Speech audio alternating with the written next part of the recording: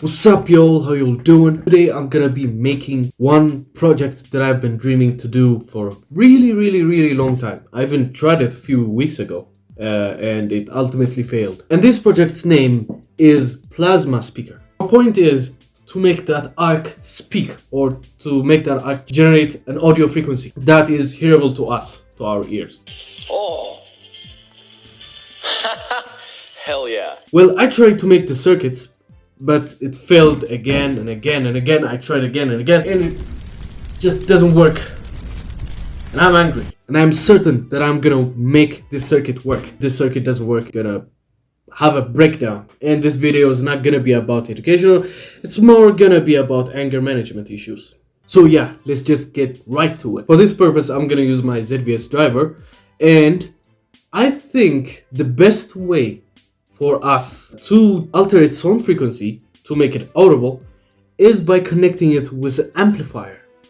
That's the best way we can do it, because we cannot alter the frequency as we like, because we need a variable capacitor and a variable inductance to match the frequency that we want, which means we have to change it like so much work, and it's much more difficult. If you all can't remember, this is an amplifier circuit that I was talking about, and I've done it in my previous video. So now my plan is placing this voltage, usually it's 9, but I'm gonna make 12 voltage, and instead of placing the speaker, I'm gonna be replacing it with a ZVS circuit. And hopefully those changing frequency will make me an audio sound through the arc. Hopefully, maybe. Okay guys, now this is the slight modification. Jesus, I'm cramped. Anyway, now I can get it. Now this is the slight modification that I made. You can clearly see the changes. Now here are the main changes. Here, instead of using BJT, I'm gonna be using a MOSFET because of its low resistance. So I'm gonna be using MOSFET, and I replaced the power voltage 15.5 volts and connected it to my ZVS driver over here. And here you can see the component, 100 microfarad, 220 ohm, and I put in a switch. Okay guys, now I've connected everything.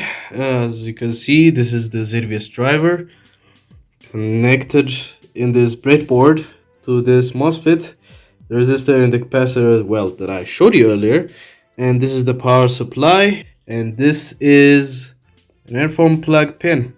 Damn, there's a hair on it. Anyway, now I'm gonna plug this to a phone and play some music on it. Then all of that is gonna be amplified to this ZVS driver, and right here are the main high voltage supply.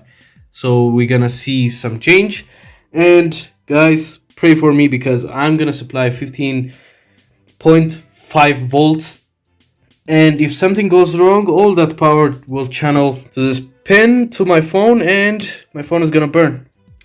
So yeah, pray for me guys. Anyway, let's get this thing running. By the way, I've added 2 more MOSFETs, well, because I believe it's gonna hit. So yeah, I've done that. By the way, this circuit is very inefficient, very destructive, and cannot be applicable with much more high current. Now, let's just do this. Oh, hold on.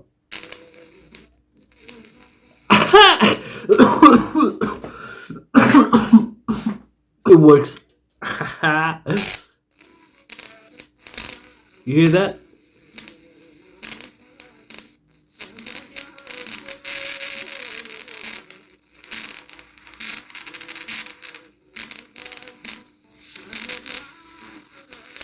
There's audio, but it's kind of low.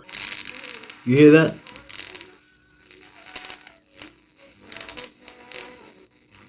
I can't believe this works.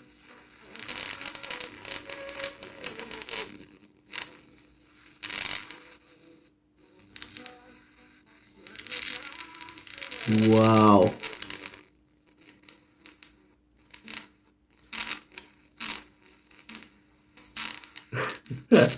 Okay, my MOSFETs are heating. Yeah!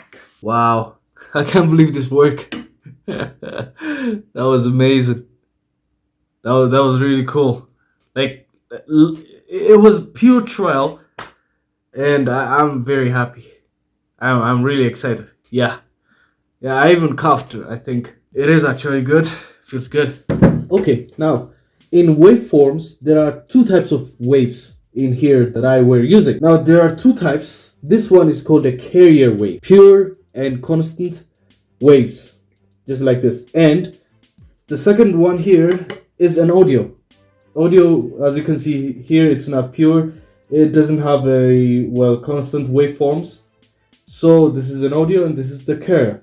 Now what I just did is I commanded the carrier in the audio form, which means, and that, ladies and gentlemen, is what we call an audio modulation, or AM. Or in radio devices, you may see an FM and an AM. Now this, what I made today, is an AM, or an audio modulation. That drawing may not be clear, but this image does. While operating this thing, we clearly did not change the frequency that the ZVS driver was outputting, which is about 25 kilohertz. We're not changing it. We're not changing the frequency, but we're changing, I think it's called peak to peak.